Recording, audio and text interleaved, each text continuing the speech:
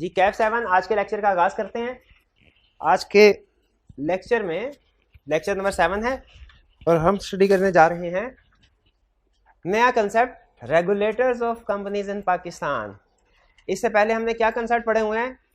सबसे पहले हमने कुछ बेसिक, इस चैप्टर में जब स्टार्ट किया बेसिक फीचर्स पढ़े, टाइप्स ऑफ कंपनीज पढ़ी, एसोसिएशंस, नॉट फॉर प्रॉफिट के बारे में पढ़ा।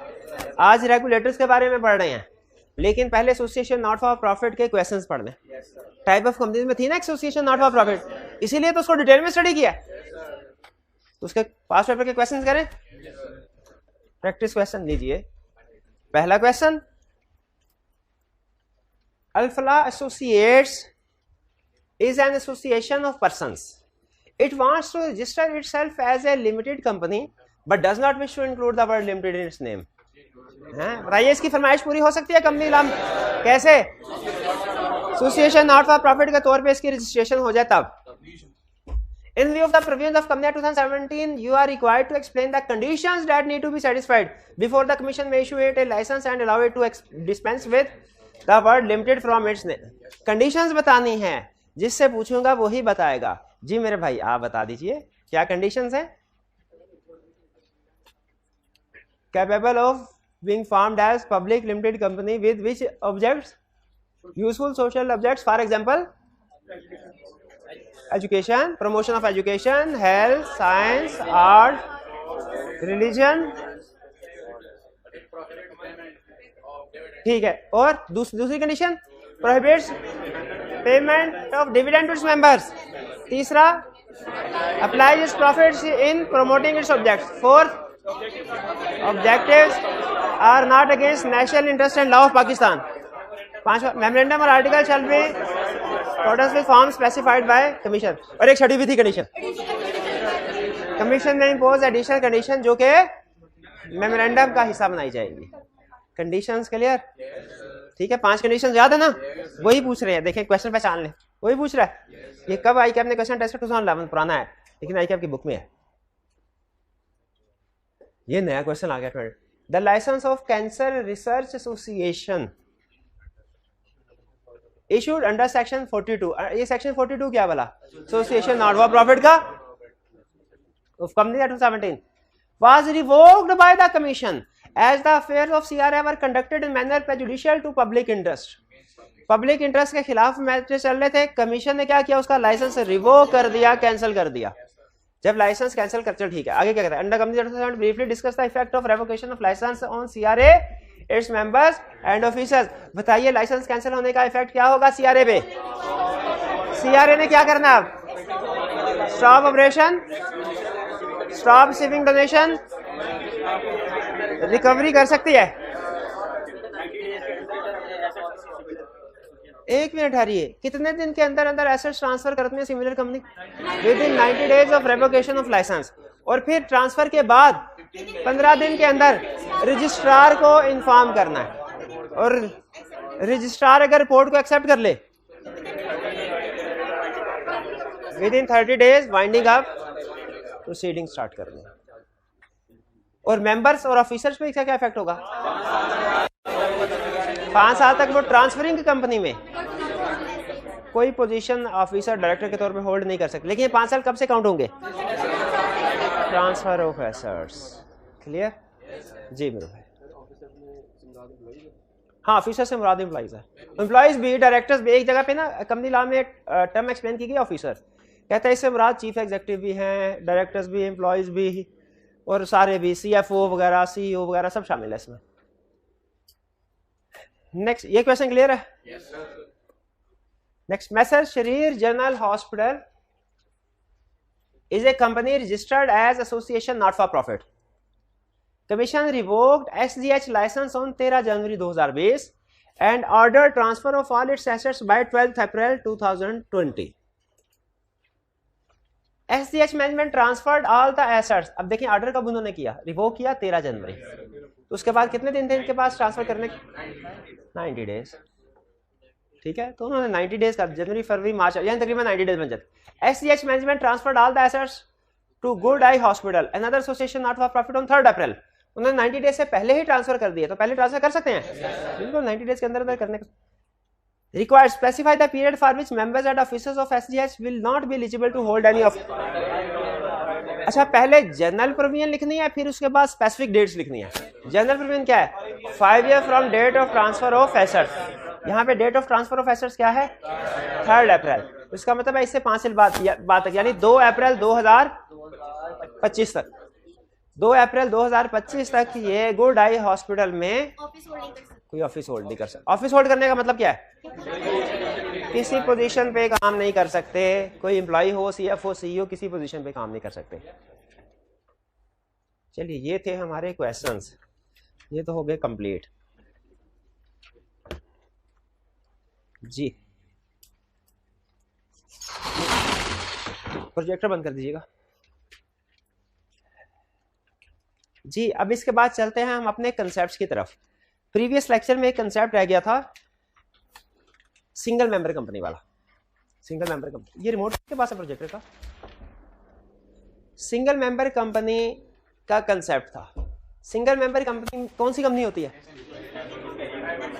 जिसका एक ही मेंबर और वही उसका डायरेक्टर भी होता है। लेकिन चूंकि ये पर्सन कभी भी मर सकता है, तो एक ही मेंबर होगा। तो जब मरेगा तो इसका मतलब है मेंबर्स की तादाद मिनिमम नंबर से कम हो गई। तो इसीलिए ये पर्सन क्या करता है, लॉ ने कहा है कि आपके लिए जरूरी है कि सिंगल मेंबर कंपनी में जो सिंगल मेंबर है वो अपनी जिंदगी में एक पर्सन को नॉमिनेट कर जाए कि अगर मेरी कभी डेथ होती है तो मेरे बाद ये कंपनी को एज ए ट्रस्टी संभालेगा, एज ओनर नहीं, एज ट्रस्टी। पता है कौन होता है? अमानतदार।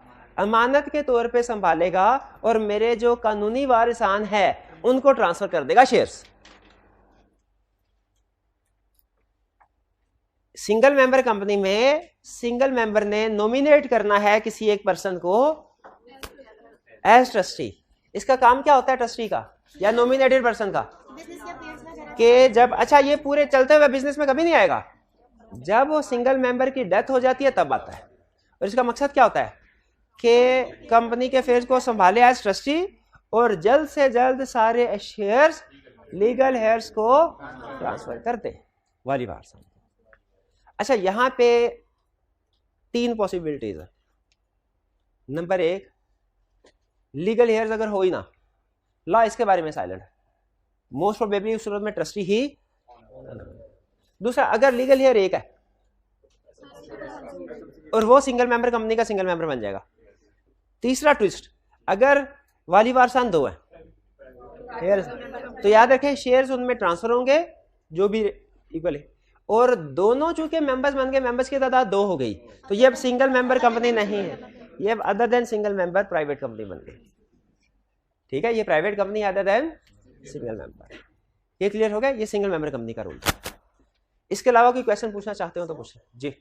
ओनर की डेथ ना हो लेकिन वो हॉस्पिटल में बहुत सीरियस कंडीशन में है, या फिर पॉसिबल अगर वो सेम कोमा में चला गया, सेम सिचुएशन, वो जो ट्रस्टी है वो आ जाएगा सामने।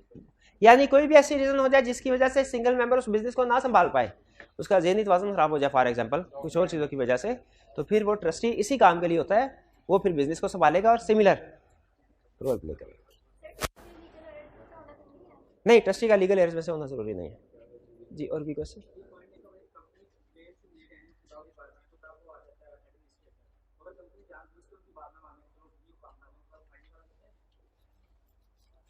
कमीशन ने ये लिखा हुआ है कि अगर कंपनी उन कंडीशंस की वायलेशन करती है जिनके मुताबिक उसे एसोसिएशन फॉर प्रॉफिट का लाइसेंस दिया गया है, तो उससे अपने वाइंडिंग आपके प्रोसीजर वगैरह दूसरी चीज स्टार्ट करनी है। और नीचे एक लाइन लिखी हुई है, अगर एसोसिएशन नॉट फॉर प्रॉफिट ये काम नहीं करती, उसके मेंबर्स डायरेक्टर खुद से ये काम नहीं करते, तो फिर कमीशन के पास पावर है कि वो अपना कोई एडमिनिस्ट्रेटर अपॉइंट करेगा और वो कंपनी के ये सारे मामला जो सारी इसने काम करने हैं वो करेगा।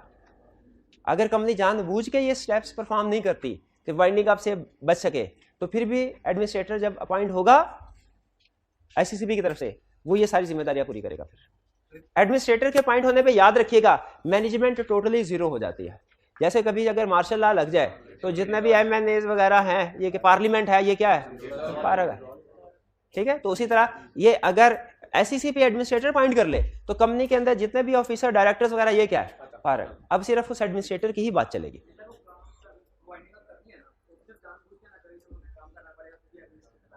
हाँ तो ऐसे कर ले, कोई मसला नहीं है। अगर वो ये समझता है कि जी हम काम नहीं करते, एडमिनिस्ट्रेटर आके खुद ही काम कर लेगा, बैठे तो ठीक है। एडमिनिस्ट्रेटर को फिर जाहिर है वो कुछ फीस वगैरह देते हैं कंपनी के, वो जो उसका बनता है वो तो उसको मिलेगा। और की क्वेश्चन?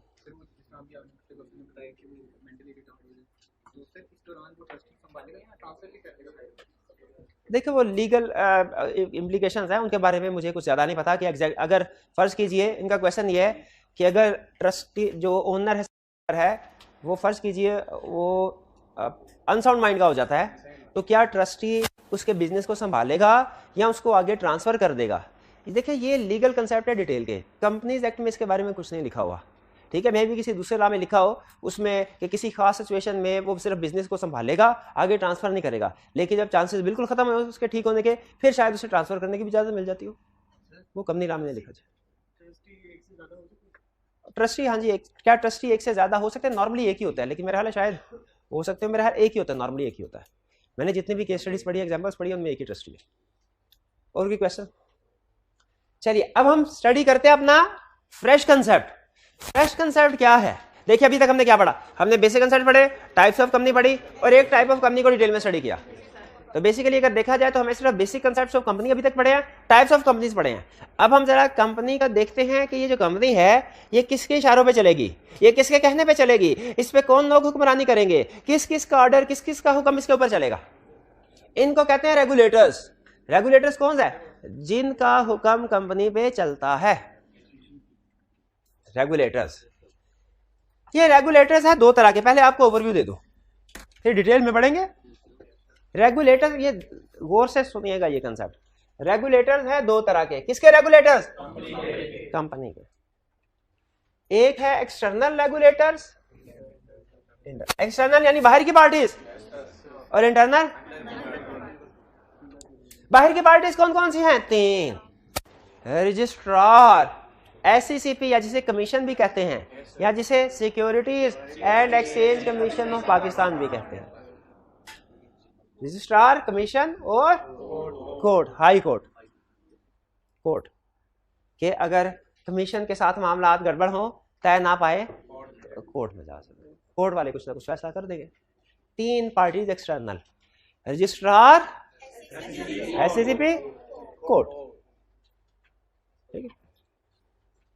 अभी हमें नहीं पता रजिस्ट्रार कौन है, क्या करता है, कमीशन कौन है, क्या करता है, कोर्ट कौन है, क्या, अभी नहीं पता, लेकिन हमें इतना पता चल गया ये पार्टीज होते हैं।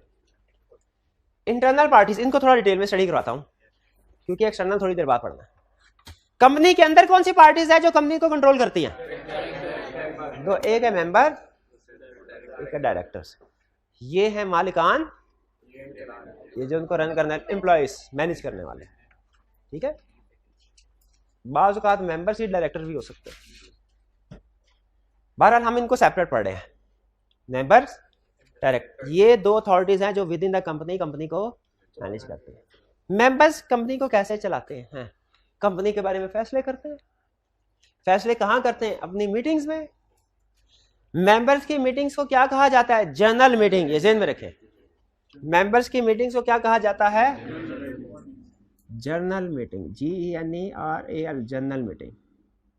जनरल मीटिंग का मतलब शेयर होल्डर्स या मेंबर्स की मीटिंग।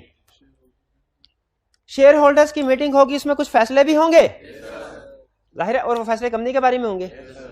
ये फैसले दो तरह के हो सकते हैं। कुछ फैसले ऐसे हैं जो सिंपल मेजोरिटी से किए जाते हैं, कुछ फैसले ऐसे हैं जो 3/4 मेजोरिटी से किए जाते हैं। मेंबर्स की मीटिंग को क्या कहते हैं? जनरल मीटिंग में जो फैसले होते हैं वो कितनी तरह के हैं? दो तरह के। कुछ फैसले सिंपल मेजोरिटी से किए जाते हैं, यानी 50% से ज्यादा मेजोरिटी से, और कुछ फैसले हैं 3/4 मेजोरिटी से किए जाते हैं। जो फैसले सिंपल मेजोरिटी से किए जाते हैं उन्हें कहते हैं ऑर्डिनरी रेजोल्यूशन, और जो 3/4 मेजोरिटी से किए जाएं स्पेशल रेजोल्यूशन। रेजोल्यूशन का मतलब होता है डिसीजन। आम जुबान में हम जिसे डिसीजन कहते हैं ना, उसे लॉ की लैंग्वेज में रेजोल्यूशन कहते हैं। तो ऑर्डिनरी रेजोल्यूशन से मुराद ऐसा डिसीजन जो सिंपल मेजोरिटी की बेस पे हुआ है, और स्पेशल रेजोल्यूशन से मुराद 3/4। अगर आपने इससे पहले बिजनेस लॉ में पार्टनरशिप का टॉपिक पढ़ा हो तो आपको याद होगा पार्टनरशिप में अक्सर फैसले मेजोरिटी की बेस पे होते थे, लेकिन कुछ फैसले ऐसे होते थे जो ऑल पार्टनर्स की कंसेंट से होते थे। उसी तरह कंपनी के केस में अक्सर फैसले, जो कई फैसले वो ऑर्डिनरी रेजोल्यूशन की बेस पे होंगे, सिंपल मेजोरिटी की बेस पे, लेकिन कुछ फैसले ऐसे हैं जो 3/4 मेजोरिटी की बेस पे होंगे। जो फैसले सिंपल मेजोरिटी की बेस पे होते हैं उन्हें क्या कहते हैं? और जो 3/4 मेजोरिटी से, फर्ज कीजिए लॉ ने एक मैटर में ये कहा हुआ है कि अगर डिविडेंड अप्रूव करना है तो सिंपल मेजोरिटी से ऑर्डिनरी रेजोल्यूशन रिक्वायर्ड है, तो 100 अगर टोटल मेंबर्स है, कितने अप्रूव करें? 50 नहीं, 51। और अगर स्पेशल रेजोल्यूशन चाहिए 75 मेंबर्स का एग्री होना जरूरी है।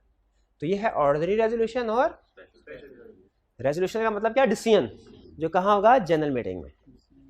ठीक है। अच्छा, इसमें आगे चल के हम स्टडी करेंगे प्रेजेंट मेंबर्स के सिंपल मेजोरिटी रिक्वायर्ड है। ये हर present, in person, in proxy ये लिखा हुआ है, लेकिन इसको हम आगे फर्दर बाद में स्टडी करेंगे। आप फिलहाल इसको याद कर लीजिएगा कि प्रेजेंट, इन पर्सन, और थ्रू प्रॉक्सी और पोस्टल बैलेट। हाँ, वीडियो लिंक से। स्पेशल रेजोल्यूशन के लिए लाजमी है 21 दिन का नोटिस दिया जाए। वैसे नॉर्मली ऑर्डिनरी रेजोल्यूशन जिन मीटिंग में पास होती है उनका भी 21 डेज का नोटिस ही होता है, लेकिन उसे खास तौर पे स्पेशल रेजोल्यूशन में इसको मेंशन किया है। कुछ समझ आई? कंपनी के अंदर एक्सटर्नल रेगुलेटर कितने हैं? 3। कौन कौन से? Registrar, commission, court. इंटरनल कितने हैं? 2। कौन कौन से? मेंबर और डायरेक्टर। मेंबर्स ओनर है। मेंबर जो कंपनी के बारे में फैसले करेंगे कहाँ करेंगे? जनरल मीटिंग में। जो जनरल मीटिंग होगी इसमें जो रेजोल्यूशंस पास होती हैं, यानी जो डिसीजंस किए जाते हैं, वो 2 बेसिस पे। कुछ मामलात के ऊपर लॉ कहता है ऑर्डिनरी रेजोल्यूशन पास होगी, कुछ मामलात के ऊपर लॉ कहता है स्पेशल रेजोल्यूशन पास होगी। अब किन में ऑर्डिनरी, किन में स्पेशल रेजोल्यूशन, ये लॉ की मर्जी है, उसने बताया हुआ है, कंपनी की अपनी मर्जी नहीं होती। और ऑर्डिनरी रेजोल्यूशन पास करना निस्बतन आसान है स्पेशल रेजोल्यूशन की निस्बत। क्यों? ऑर्डिनरी रेजोल्यूशन के लिए सिंपल मेजोरिटी चाहिए, स्पेशल रेजोल्यूशन के 3/4 मेजोरिटी विद 21 डेज नोटिस। ये इंटरनल क्लियर। अच्छा, और डायरेक्टर्स की मीटिंग को क्या कहते हैं? शेयर होल्डर्स की मीटिंग को कहते हैं जनरल मीटिंग।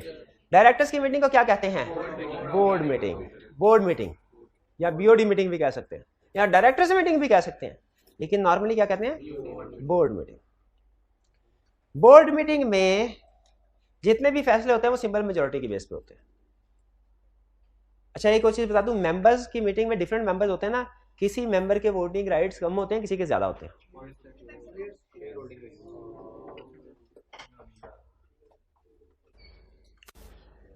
तो मेंबर्स की मीटिंग में जो मेंबर्स होते हैं इनकी वोटिंग पावर्स कम या ज्यादा हो सकती है, किसी की कम किसी की ज्यादा, डिपेंड करता है शेयर होल्डिंग कितनी है।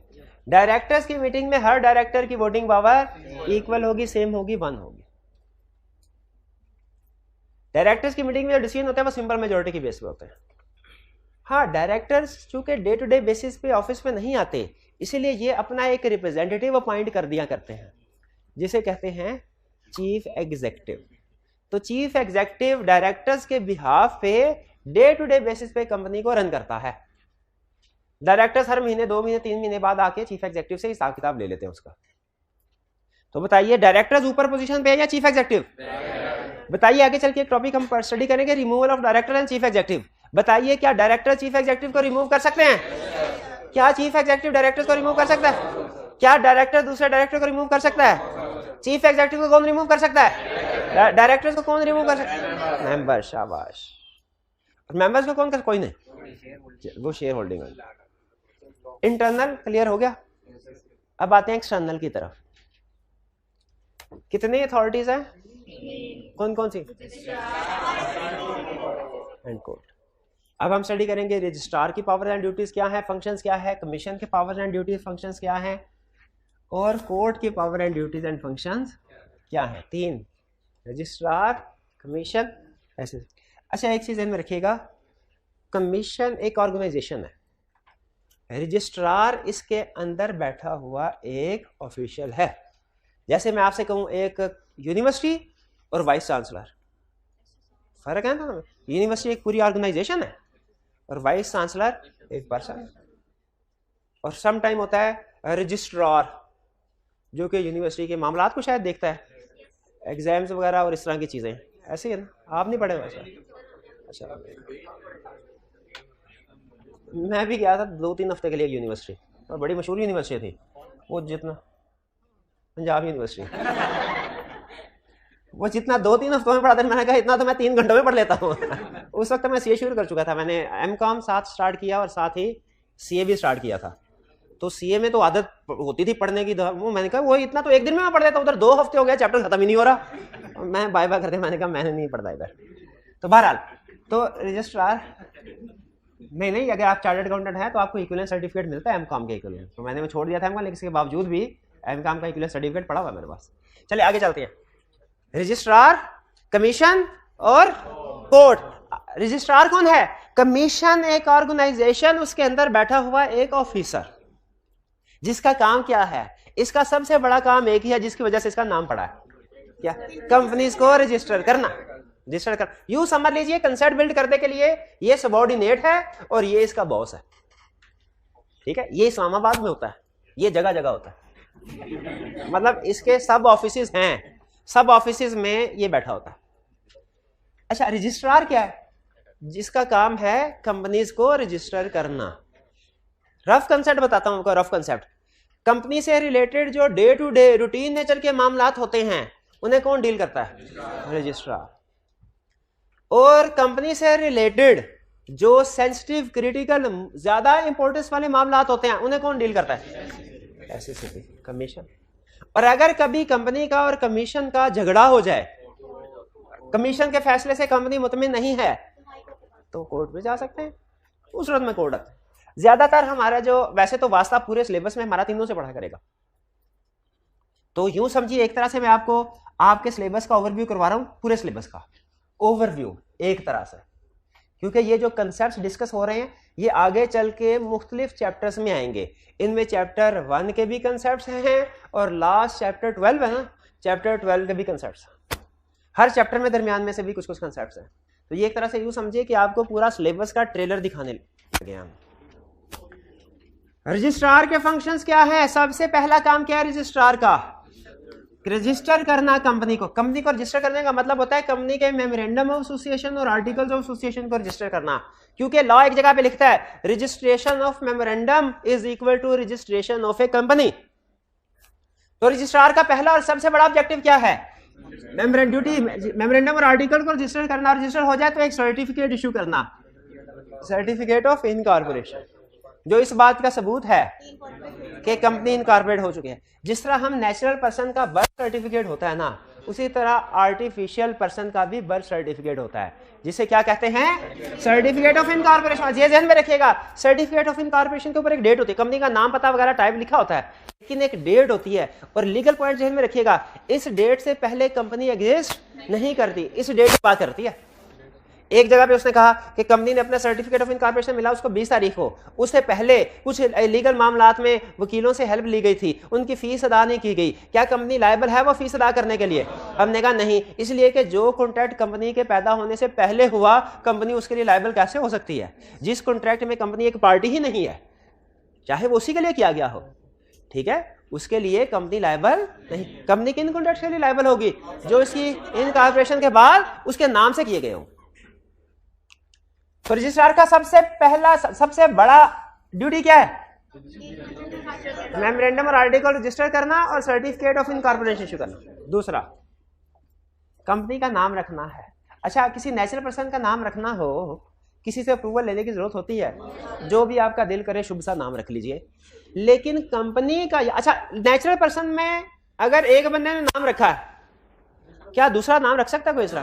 बिल्कुल रख सकते हैं, कोई पाबंद। एक एक नाम के कई कई लोग होते हैं, ठीक है, ये भी शबीर है, ये भी शबीर है, ये भी शबीर है, ये भी शबीर है, चारों शबीर हो सकता है बैठे हो, कोई प्रॉब्लम ही नहीं है। लेकिन कंपनी में असूल है क्या? एक नाम की कंपनी अगर रजिस्टर हो गई, उस नाम की दूसरी कंपनी रजिस्टर नहीं हो सकती, पाकिस्तान नहीं हो सकते। तो इसका मतलब है जो भी कंपनी का नाम रखना हो, किसी ना किसी को पहले प्रूव करना चाहिए। वो कौन अप्रूव करता है? ये बिल्कुल ऐसा ही है कि अगर किसी का एक दफा हॉटमेल अकाउंट, जीमेल अकाउंट किसी ने रजिस्टर करवा लिया, उसी एड्रेस का और रजिस्टर नहीं हो सकता। उसी तरह ये भी, तो रजिस्ट्रार की दूसरा जिम्मेदारी ये है कि नाम अप्रूव करने हैं कंपनीज के। कंपनी जो भी नाम, असल में कंपनीज पता क्या करती हैं, वो मेमोरेंडम और आर्टिकल्स बाद में लेके जाती हैं, पहले रजिस्ट्रार को उसे कहती है हमें नाम प्रूव कर दो। ये ना हो मेमोरेंडम और आर्टिकल लेके जाए, इसमें मेमोरेंडम और आर्टिकल में नाम भी लिखा होता है और बाद में पता चले नाम ऑलरेडी रजिस्टर्ड है तो हमें सारे डॉक्यूमेंट दोबारा प्रिंट करवाने पड़े। तो बेहतर है पहले नाम रिजर्व करवा लो, अप्रूव करवा लो, उसके बाद। अच्छा मुझे बताइए, कंपनी का नाम रिजर्व करवाना है, कंपनी का नाम अप्रूव करवाना है, कौन करेगा? रजिस्ट्रार। कैसा हो सकता है रजिस्ट्रार गलती से गलत नाम अप्रूव कर दे? तो अगर उसे गलती हो गई तो क्या वो रेक्टिफाइंग एंट्री भी पास कर सकता है? रेक्टिफिकेशन भी कर सकता है? यस कर सकता है। तो ये भी इसकी ड्यूटी में शामिल है, नाम अप्रूव करना, और अगर कभी कोई गलत नाम अप्रूव हो जाए रेक्टिफाई करना। अच्छा अब कंसेप्ट मैं आपको नहीं बता रहा, एडवांस कंसेप्ट है लेकिन आपके मुंह से सुनना चाह रहा हूं। अगर नाम गलत रजिस्टर हो गया, रजिस्ट्रार नाम रेक्टिफाई करना चाहता है, कंपनी चाहती है ना हो, तो नाम होगा कि नहीं होगा? नाम रेक्टिफाई होगा, रजिस्ट्रार के पास अथॉरिटी है। मेमोरेंडम और आर्टिकल्स एक दफा देखिए, नाम एक दफा अगर गलत रजिस्टर हो गया बाद में रेक्टिफिकेशन हो सकती है। उसी तरह बताइए मेमोरेंडम और आर्टिकल्स अगर एक दफा रजिस्टर हो जाए उनमें बाद में अल्टरेशन हो सकती है? हो सकती है अल्टरेशन? कैसे हो? अच्छा मैं आपको बताता हूँ मेमोरेंडम में लिखा क्या क्या होता है, आपने मुझे बताना है इसमें अल्टरेशन हो सकती है कि नहीं। मेमोरेंडम में कंपनी का नाम लिखा होता है, नाम बदल या कंपनी नाम बदल सकती है। मेमोरेंडम में कंपनी का ऑथोराइज शेयर कैपिटल लिखा होता है, इसका मतलब है ऑथोराइज शेयर कैपिटल बढ़ाना है तो मेमोरेंडम की अल्टरेशन करानी पड़ेगी। अच्छा सोचते थे। और मेमोरेंडम में लायबिलिटी लिखी होती है, लायबिलिटी ऑफ मेंबर्स लिखी होती है, ये भी चेंज हो सकती है, चेंज करवानी होगी तो। और मेमोरेंडम में लिखा होता है कंपनी का रजिस्टर्ड ऑफिस कहाँ होगा, चेंज करवाना होगा तो जाना पड़ेगा। अच्छा आर्टिकल्स में लिखा होता है शेयर होल्डर के राइट्स, वो नहीं चेंज हो सकते, वो भी हो सकते हैं, वो भी चेंज हो सकते हैं, हर चीज चेंज हो सकती है, सब बदल सकता है, सब माया है, सब बदल सकता है। कल इधर कोई और बंदा बैठा था, आज कोई और बैठा हुआ है, बदल गया है, वजीर है तो बदल गया है, सब बदल सकता है, ये ध्यान में रखिएगा। तो शेयर होल्डर के राइट्स बदल सकते हैं, बिल्कुल बदल सकते हैं। अच्छा शेयर आर्टिकल्स के अंदर 3 बातें लिखी होती है, क्या? Limits the number of members to 50, restricts the right to transfer its share, prohibits invitation to general public to subscribe for shares. ये आर्टिकल्स में 3 कंडीशन लिखी होती हैं, क्या ये रिमूव हो सकती हैं? अभी कलप के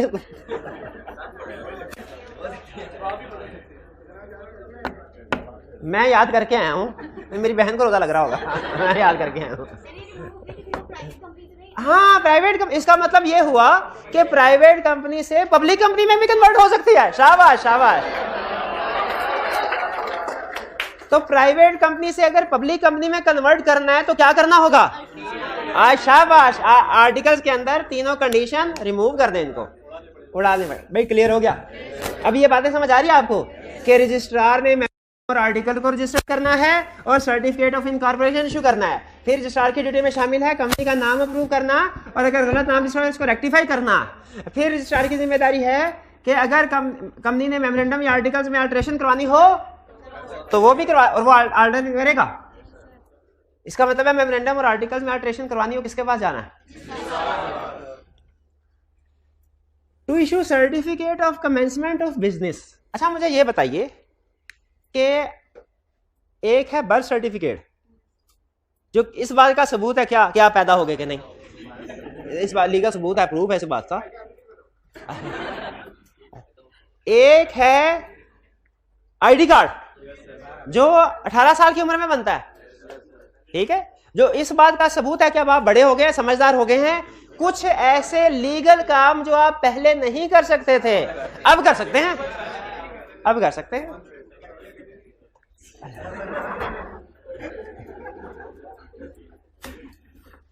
उसी तरह एक कंपनी के भी 2 सर्टिफिकेट होते हैं, एक है सर्टिफिकेट ऑफ इनकॉर्पोरेशन, एक है certificate of commencement of business. Certificate of incorporation है बर्थ सर्टिफिकेट की तरह, बर्थ सर्टिफिकेट की तरह, ये इस बात का प्रूफ है कि कंपनी इनकॉर्पोरेट हो गई है, इन एग्जिस्टेंस हो गई है। लेकिन इनकॉर्पोरेशन के बाद कुछ समय तक कंपनी के ऊपर पाबंदी है, ये कुछ काम कर सकती है, कुछ काम नहीं कर सकती, जब तक के certificate of commencement of business ना हासिल कर ले।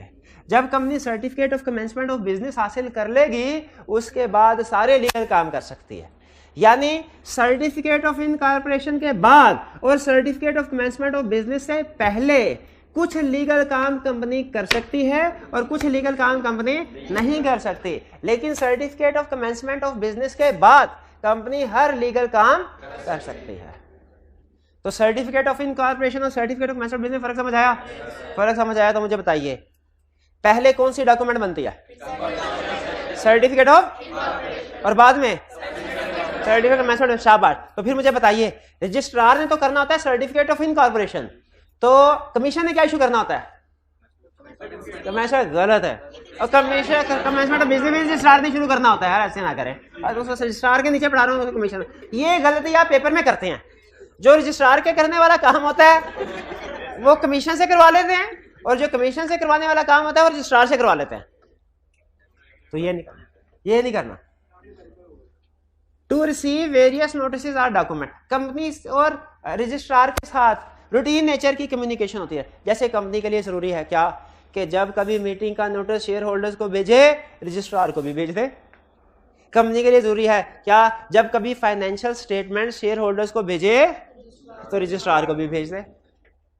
ठीक है, ये रूटीन नेचर के मामला जो हैं ये कंपनी और रजिस्ट्रार के दौरान में चलते रहते हैं। जैसे कंपनी के ऊपर लाजिम है कि जब कभी स्पेशल रेजोल्यूशन पास करे तो उसकी कॉपी रजिस्ट्रार को भी, रूटीन नेचर के मामला।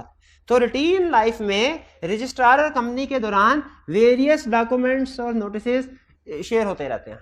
कंपनी रजिस्ट्रार को रूटीन नेचर के डॉक्यूमेंट सेंड करती रहती है। ठीक है, फिर एक्सटेंशन ऑफ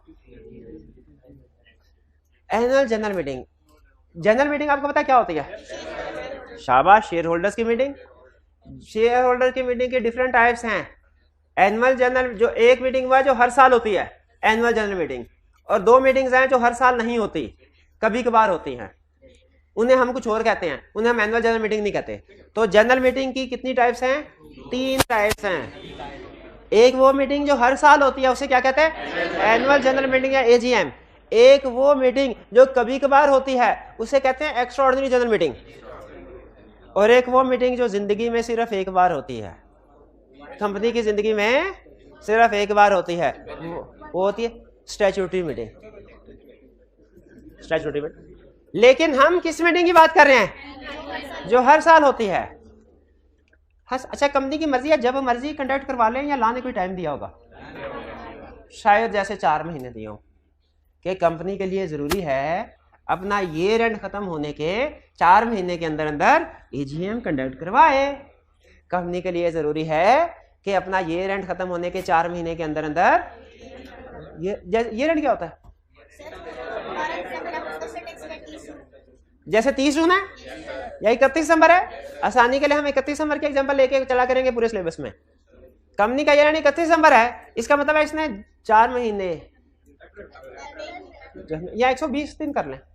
कितने? जनवरी, फरवरी, मार्च, अप्रैल, कोई 28 अप्रैल के आसपास, 28 अप्रैल के आसपास एजीएम, यानी इस 28 अप्रैल तक एजीएम कंडक्ट। लेकिन अगर कभी प्रॉब्लम हो, लोड शेडिंग वगैरह ज्यादा हो जाए और एजीएम कंडक्ट ना हो पाए 28 अप्रैल तक, अब एक्सटेंशन चाहिए, क्या एक्सटेंशन हो सकती है? कौन करेगा? लेकिन इसके आगे क्या लिखा हुआ है?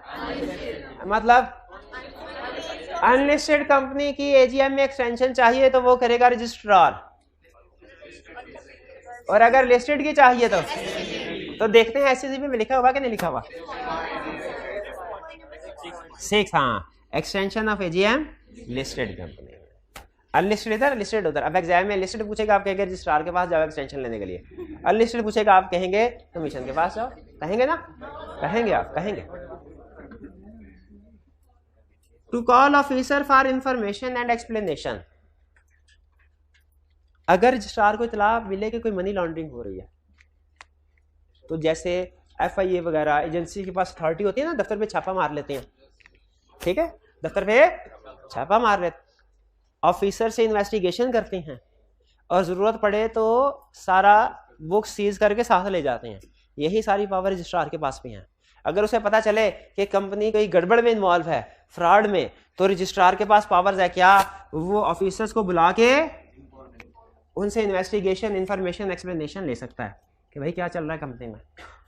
और अगर उसकी तसल्ली ना हो तो वो जाके बुक्स को इंस्पेक्ट भी कर सकता है। इंस्पेक्ट का मतलब है वहीं पढ़े पढ़े बुक्स को देख ले, सीज का मतलब है अपने कब्जे में कर ले, अपने ऑफिस में ले आए कि उधर जाके डिटेल में देखूंगा। और to keep record of mortgage and charges. Mortgage and charges क्या होते हैं? अगर नेचुरल पर्सन किसी से उधार लेता है, इसको इन्होंने इस भाई से उधार ले लिया, क्या इन्हें किसी को बताने की जरूरत है कि मैंने उधार लिया हुआ है? नहीं जरूरत। लेकिन कंपनी के लिए लाजमी है कि वो किसी भी बैंक से जब उधार ले, उसके बदले में जो भी मॉर्टगेज, प्लेज वगैरह जो भी जमानत के तौर पर लिखवाएं, तो वो किसी को बताए। किसको बताए? और रजिस्ट्रार अपने पास एक रिकॉर्ड रखेगा कि किस कंपनी ने कब कब किस बैंक से लोन लिए हैं और सिक्योरिटी में क्या चीजें रजिस्टर करवाई हुई हैं। ये क्लियर हुआ? रिकॉर्ड एक दफा, चार से छोटे मोटे नॉमिनल होते हैं, एक दफा आप इनको पढ़ लीजिए और मुझे बताइए कि क्या समझ आ गई आपको।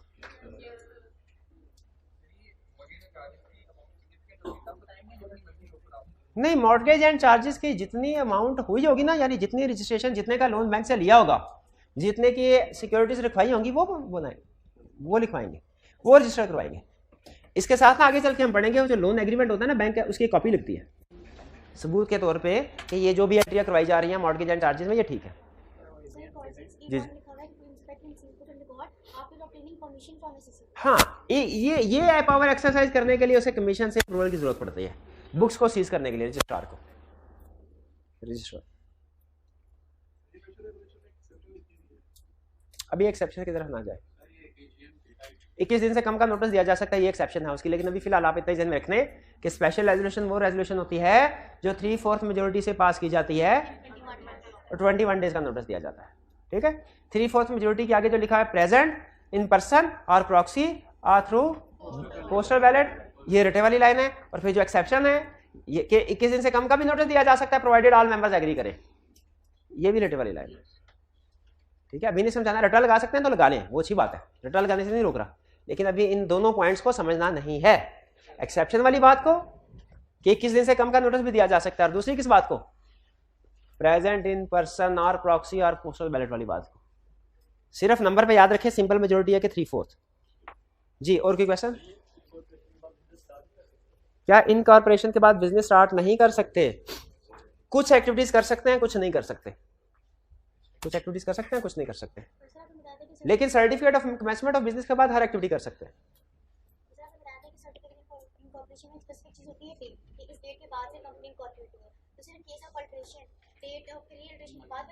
हाँ जी बिल्कुल, ये जो अल्टरेशन होगी ये डेफिनेटली जो पहले मेमोरेंडम या आर्टिकल रजिस्टर हुआ है उसके बाद होगी, उसके बाद होगी। अब आते हैं कमीशन की तरफ। कमीशन का एक हेड ऑफिस है इस्लामाबाद में और 8 रीजनल ऑफिसेज हैं डिफरेंट सिटीज में। एक तो हर प्रोविंस का जो प्रोविंशियल कैपिटल है उसमें है, SECP का एक तो हेड ऑफिस है इस्लामाबाद में, और फिर रीजनल ऑफिसेज हैं। रीजनल ऑफिस कहाँ कहाँ है? एक कराची है, लाहौर है, पेशावर, क्वेटा, सखर, फैसलाबाद, मुल्तान, और एक शायद इस्लामाबाद में भी रीजनल ऑफिस भी है शायद। हाँ, सखर में भी, सखर बोल दिया।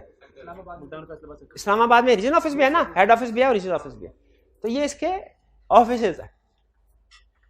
कमीशन ये असल में इसलिए उसने डिफरेंट रीजनल ऑफिसेज बनाए ताकि पाकिस्तान में जिन जिन शहरों में ज़्यादा कंपनीज रजिस्टर होती है ना, वहाँ पे कंपनीज को ये सर्विसेज उनके करीब तरीन जगह पे मिल सके, इसीलिए रीजनल ऑफिस खुलवाए गए। वरना अगर सिर्फ इस्लामाबाद में होता है तो सारी कंपनीज को कम्युनिकेशन के लिए इस्लामाबाद में करना पड़ता। क्या क्या फंक्शन ड्यूटीज हैं? सबसे पहला to register association not for, देखिए बाकी की कंपनीज कौन रजिस्टर करवाता है? बाकी की कंपनीज को कौन रजिस्टर करवाता है? लेकिन एसोसिएशन नॉट फॉर प्रॉफिट को ठीक है। नेम कंपनी का कौन कंफर्म करता है? लेकिन नाम में कुछ अल्फाज ऐसे हैं जो अगर आपने रखने हो ना तो कमीशन से अप्रूवल की जरूरत पड़ती है।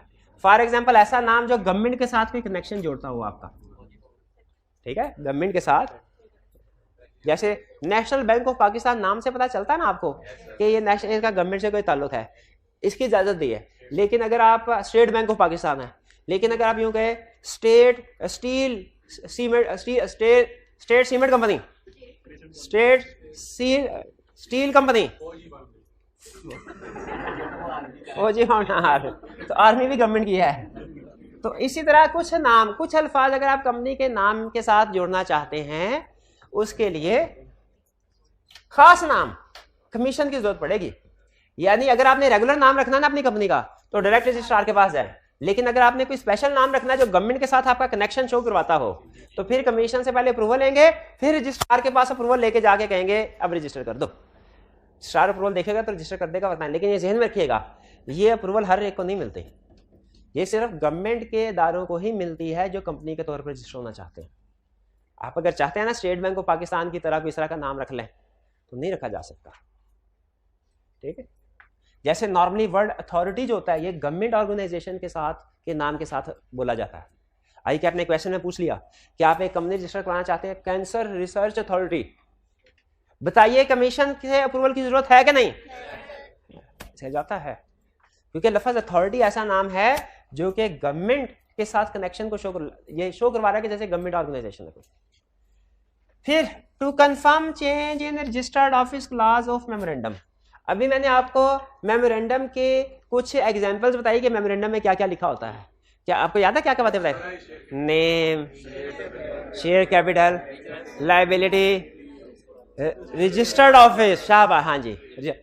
तो सारी चेंजेस के लिए मेमोरेंडम के पास जाएंगे, लेकिन जिस तरह नाम का था कि कुछ खास नाम के लिए कमीशन के पास आ, उसी तरह अगर आपने मेमोरेंडम में बाकी क्लासेस तो ठीक है, लेकिन एक क्लास अगर चेंज करनी है ना रजिस्टर्ड ऑफिस, तो फिर इसके लिए कमीशन से अप्रूवल लेनी पड़ेगी।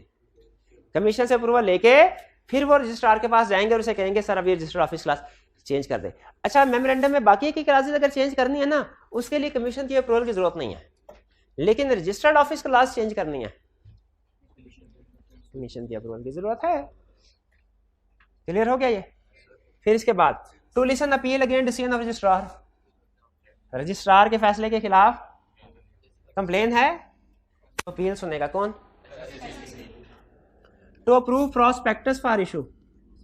अगर कंपनी ने, अच्छा आपको पता है प्राइवेट कंपनी जनरल पब्लिक को शेयर इशू नहीं कर सकती, पब्लिक कंपनी जनरल पब्लिक को शेयर इशू कर सकती है, लेकिन शेयर इशू करने के लिए उसे स्टॉक एक्सचेंज में रजिस्टर होना पड़ेगा और वो एक डॉक्यूमेंट इशू करती है प्रॉस्पेक्टस। जनरल पब्लिक से पैसे इकट्ठे करने के लिए जो मशहूरी की जाती है, जो डॉक्यूमेंट इशू की जाती है, उसे कहते हैं प्रॉस्पेक्टस। और प्रॉस्पेक्टस इशू करने से पहले कमीशन से अप्रूवल लेना जरूरी है। ये कमीशन ने इसलिए अप्रूवल रखी हुई है कि बाज़ औक़ात कंपनीज ज्यादा पैसे इकट्ठे करने के चक्कर में ना प्रॉस्पेक्टस में झूठी सच्ची कहानियां लिख देती हैं। तो कमीशन ने कहा नहीं, मेरी नजर होगी कि जितने भी प्रॉस्पेक्टस इशू हो रहे हैं ना जनरल पब्लिक से पैसे इकट्ठे करने के लिए, मैं देखूंगा कि वो मेरी रिक्वायरमेंट्स को पूरा कर रहे हैं कि नहीं, जो मैंने कहा हुआ है कि ये चीजें लिखनी है, ये चीजें नहीं लिखनी। एक्सटेंशन ऑफ एजीएम पढ़ लिया हमने। टू कॉल जनरल मीटिंग क्या होती है? एनुअल जनरल मीटिंग कब होनी चाहिए? स्टैट्यूटरी मीटिंग कब होनी चाहिए? एक्स्ट्राऑर्डिनरी मीटिंग कब होनी चाहिए? जब जरूरत पड़े, एक्स्ट्राऑर्डिनरी सर्कमस्टेंसेस में। अगर मीटिंग होनी चाहिए कोई जनरल मीटिंग, लेकिन कंपनी के डायरेक्टर उसको कॉल नहीं कर रहे, तो कमीशन अगर चाहे तो खुद कॉल कर सकता है। अगर कंपनी डिफॉल्ट करे होल्डिंग ऑफ एजीएम में, कंपनी, अच्छा याद रखिएगा एक चीज, लॉ में जहां कहीं कोई काम मेंबर ने करना होता है ना, लॉ क्या कहता है? Member shall do this. जहां कोई काम डायरेक्टर्स ने करना होता है, लॉ क्या कहता है? Director shall do this. और जहां कोई काम मेंबर्स या डायरेक्टर्स दोनों में से कोई भी कर दे तो चलेगा, वहां पे लॉ कहता है कंपनी शैल डू दिस। मतलब कंपनी का मतलब क्या? डायरेक्टर या मेंबर जो भी कर दे तो चलेगा। तो अगर मीटिंग, जनरल मीटिंग कॉल होनी चाहिए लेकिन मेंबर डायरेक्टर्स कॉल नहीं कर रहे, तो कमीशन खुद ऑर्डर करके मीटिंग कंडक्ट करवा देगा। अच्छा, बाकी लोगों को लोन तो डायरेक्टर्स देते हैं, कंपनी के एम्प्लॉयज को लोन कौन देते हैं? और डायरेक्टर्स को लोन कौन देगा? मतलब लोन अप्रूव कौन करेगा? जाएगा या कंपनी के खातों से ही, लेकिन अप्रूव कौन करेगा? ये इसलिए कि अगर ये प्रोविजन ना होती तो मेंबर्स का सारा कैपिटल डायरेक्टर्स एक दूसरे को ही लोन दे देते। ऐसे होता कि नहीं होता? इसलिए उसने कहा नहीं भाई, अगर डायरेक्टर्स ने दूसरे एम्प्लॉइज को लोन देना है तो खुद ही दे दे, लेकिन अगर डायरेक्टर्स ने खुद लोन लेना है तो आके मेरे से अप्रूवल ले।